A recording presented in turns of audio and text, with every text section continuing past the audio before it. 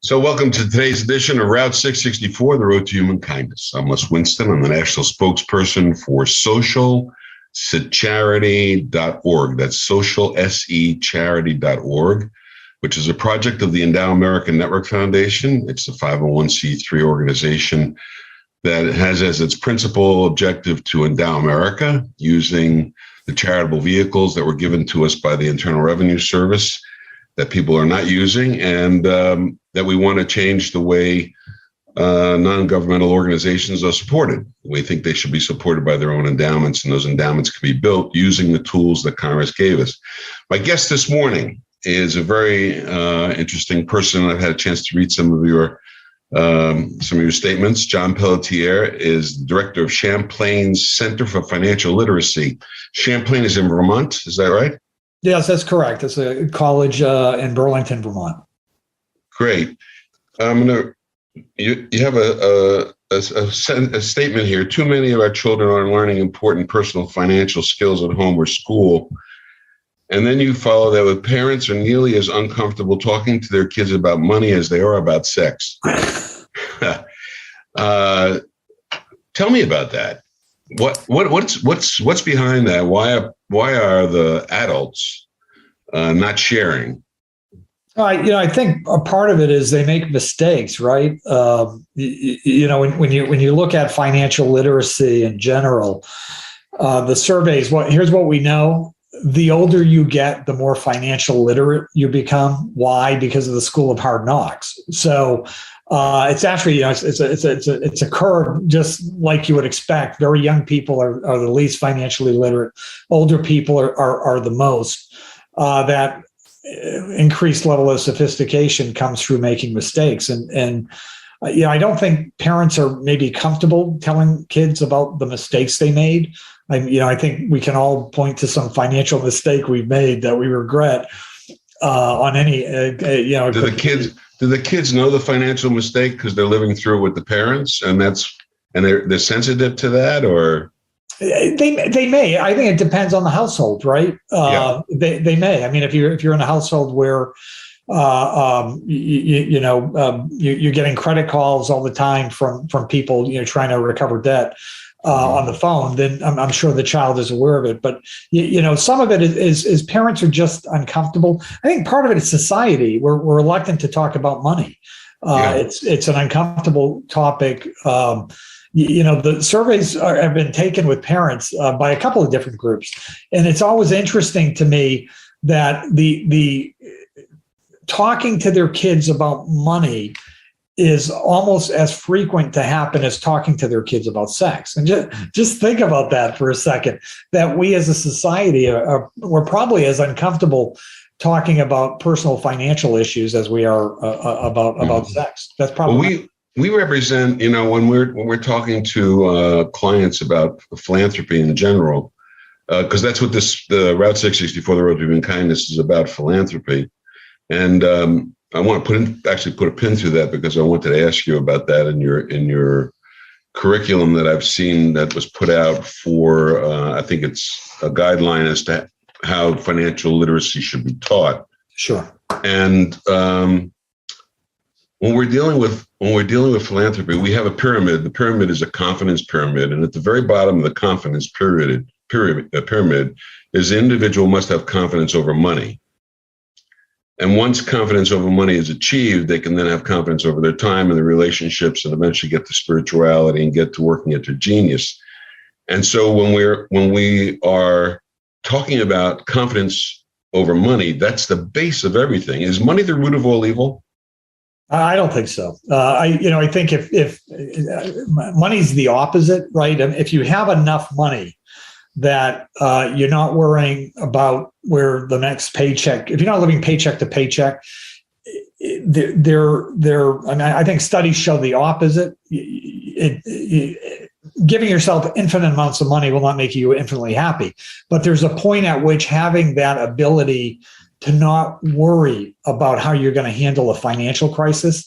And the real thing that's disturbing with many of the surveys done, the Fed does an annual survey where they ask, how would you come up with $2,000 if you had an emergency. There's other groups that have surveys, national surveys that ask $400.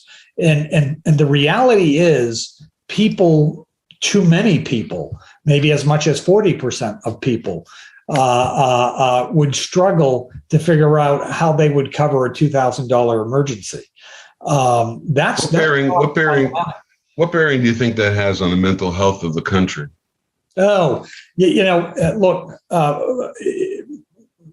lot. I think so. Start with marital stress. A lot of marital stress is financial in nature. If you have two people who have different values of one's a saver, one's a spender, that's going to create marital stress. But beyond that, if you look within the workplace itself, there are many surveys that are done looking at stress that exists in the workplace that literally takes away from productivity. So an example would be, if you have to put a parent in a nursing home, maybe you're not as productive that month as you're trying to deal with that crisis, or you have a family member who's going through health issues. But one of the greatest stressors in the workplace is financial. People are worried about how they're going to pay the mortgage, how they're going to pay the utilities, and that impacts productivity. So I think it's a huge issue that, and again, I want to be clear, financial literacy isn't a panacea. Just because you're financially literate doesn't mean everyone's going to be financially well off. What's the objective, though? The objective is to teach them the basic skills necessary.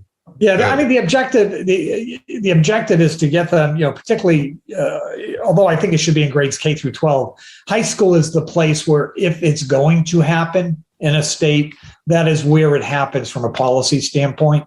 They need to learn about a couple of things.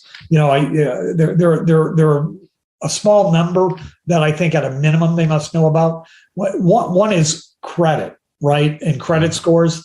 If you know how your credit score works and you can modify your behaviors to maximize your credit scores, you will probably save yourselves hundreds of thousands of dollars over your lifetime in interest payments by having a lower rate on a mortgage, lower rates on your automobile loan or lease, lower rates on your credit cards. The other thing is budgeting. You have to have some minimal budgeting skill. You need to understand compound interest. Numeracy is lacking in our schools today, and it's hard to become financially literate without numeracy. And I'll give you one great, example I use. If your grandmother, you're 17 and your grandmother gives you $10,000 and begs you to put it in a low-cost S&P 500 index fund from Vanguard, and you don't touch it until you're 67, if your money can double every decade, which is about a 7.2% return, average annual, if your money can double every decade and you don't touch that money, how much money do you have when you're 67? And you'll ask students, that's 5 decades, right, of compounding. They have no idea. They'll give you all sorts of answers, usually nowhere near the right number. But it's literally $320,000.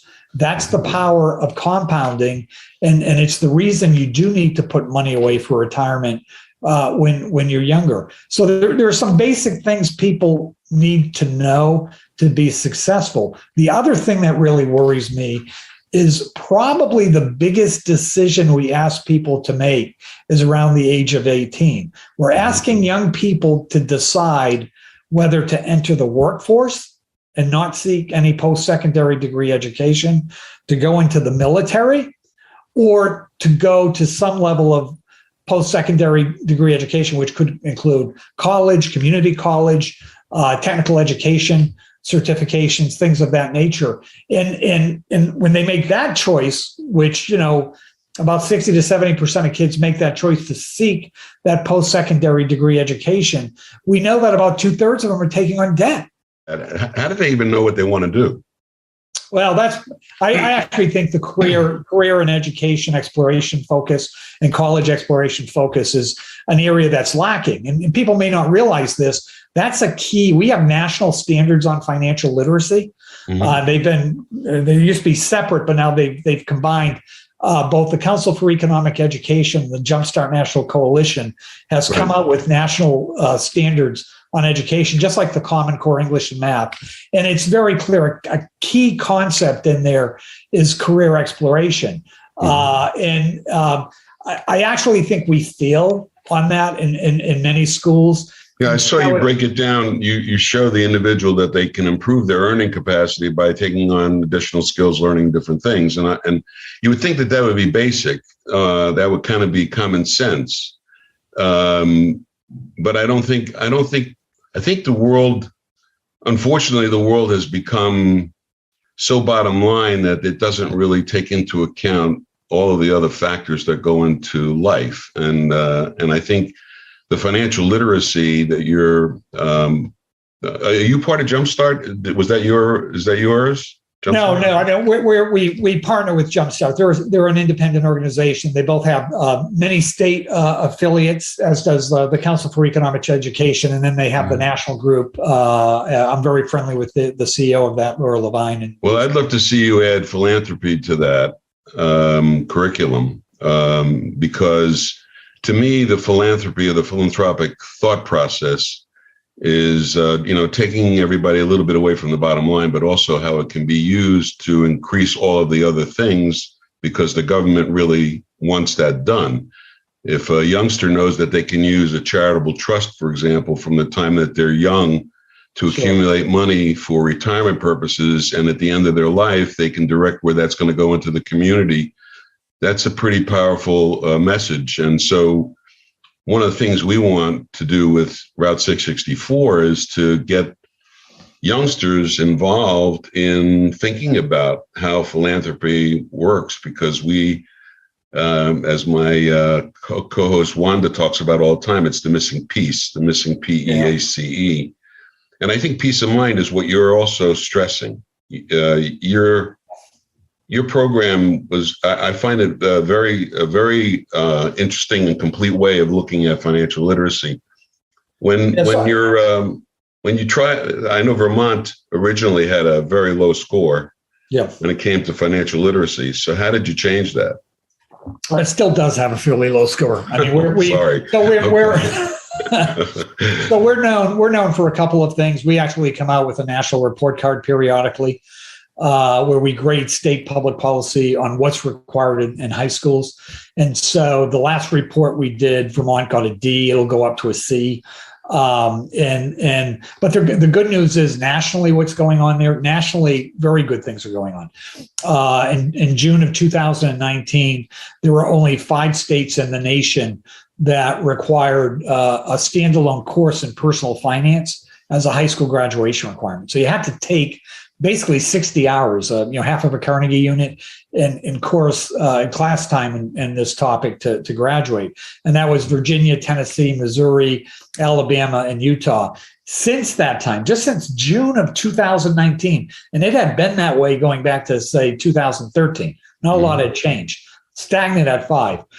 Giant change. Today, we're looking at arguably 14 states that have this requirement. Now, some of them are implementing, and it may take them 2 or 3 years. But Florida just DeSantis, I think, in March of this year. Yeah, May 22nd. May 22nd, Governor DeSantis signed that bill. But Florida's new just in the last 90 to 100 days. It's Michigan, Florida, and Georgia. And so, so you've got a lot of states there. You've got Ohio, North Carolina, Iowa, Mississippi, Nebraska, and Rhode Island.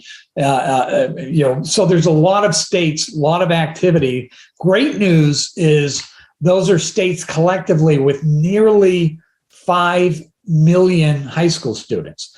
That's which means that more than 1 million kids, if you assume 1/4 are taking this a year, we're going to be moving into a world where about 1 million plus students a year are going to be required to take a standalone course. And we know that plenty of studies have been done that look at these types of mandates. And what do they show? They show that when kids get this education in school, measurable differences in credit scores. We can see before the mandate and after, credit scores are going up. We can see 90-day default rates going down in young people, say 22 and under. We can also measure what their behaviors are with regard to how they use student loans. Are they maximizing Pell Grants? Are they maximizing federal student loans before getting private student loans? And we even have credit card data that shows that when students go through this in these states with better standards, they have lower credit card debt coming out of college than those coming from jurisdictions that don't have these mandates. This stuff works, and you can demonstrate it with data. That's great.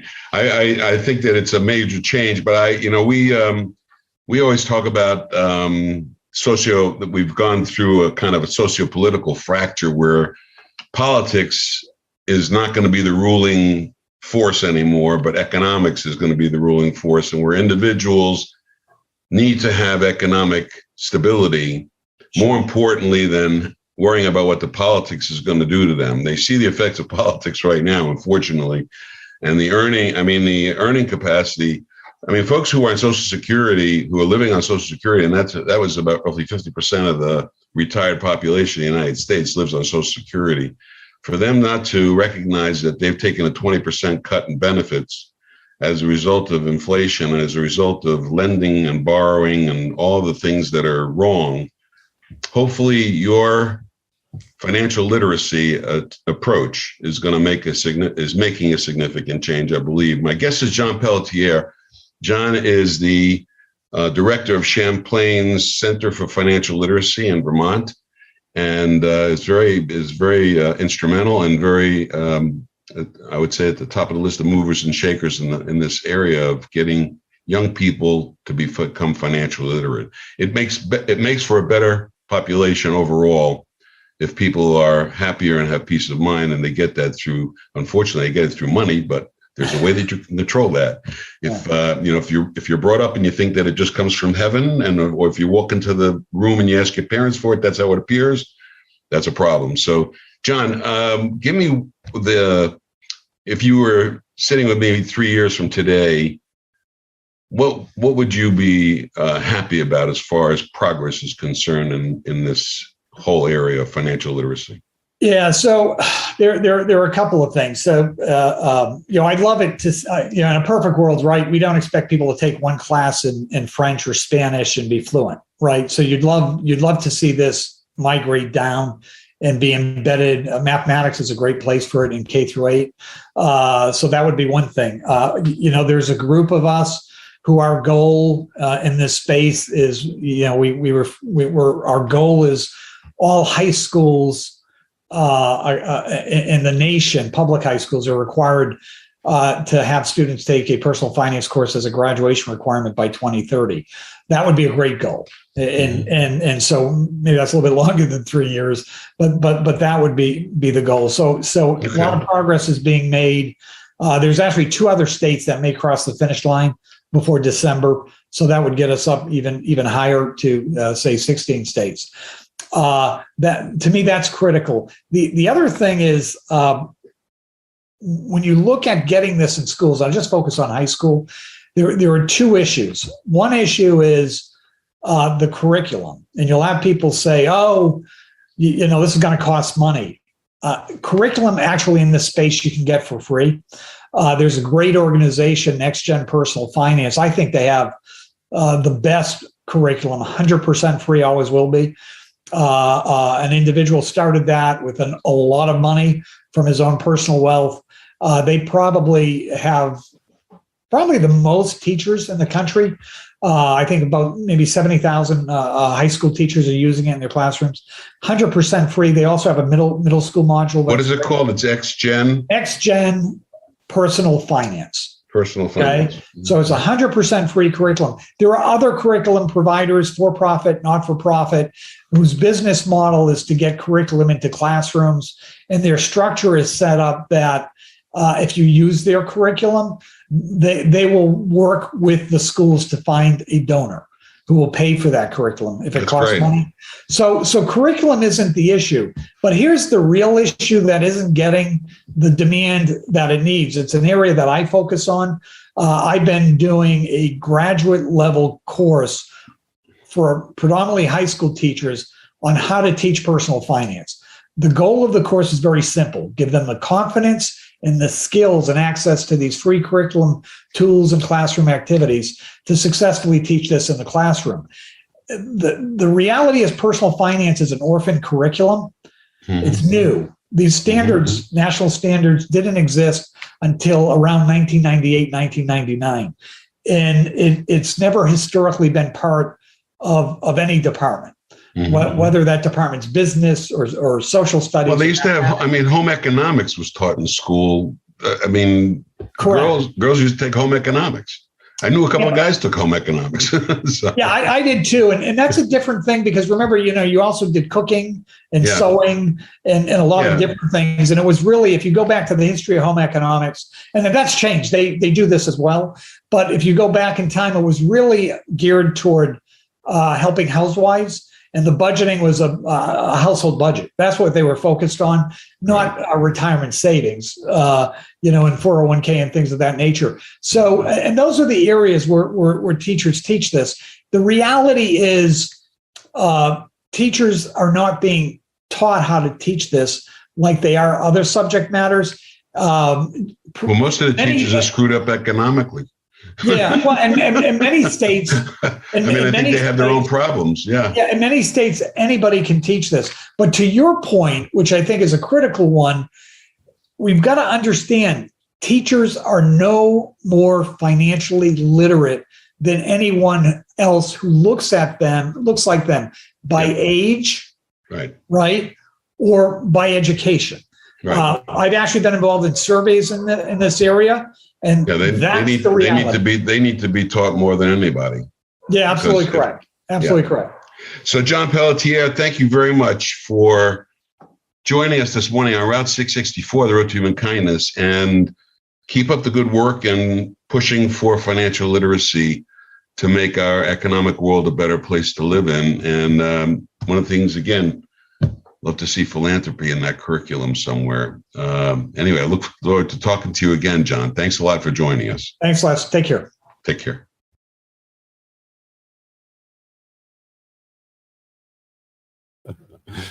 So that was John Pelletier, a very interesting gentleman and one of the pioneers in this area of financial literacy and bringing it into the high school so young people can learn how to become financially literate. It's very important. So one of the things I talked about with John was the idea of introducing philanthropy into this mix. And the reason why that's important is because it includes, it's a holistic approach to thinking about your financial literacy. And in that regard, it means not just about the bottom line of dollars that you're creating, but also what kind of legacy are you creating, and what kind of lifestyle do you want to live, and what is the relationship, the family relationship to money. Those are all parts of the puzzle when we get to holistic planning. So why are these things important? It's important to look at this holistically because in that regard, you have some benefits that the government has given all of us. And I think that young people need to learn those benefits early because one of the things that they're going to run into and that they're going to learn about quickly is taxes. Ew.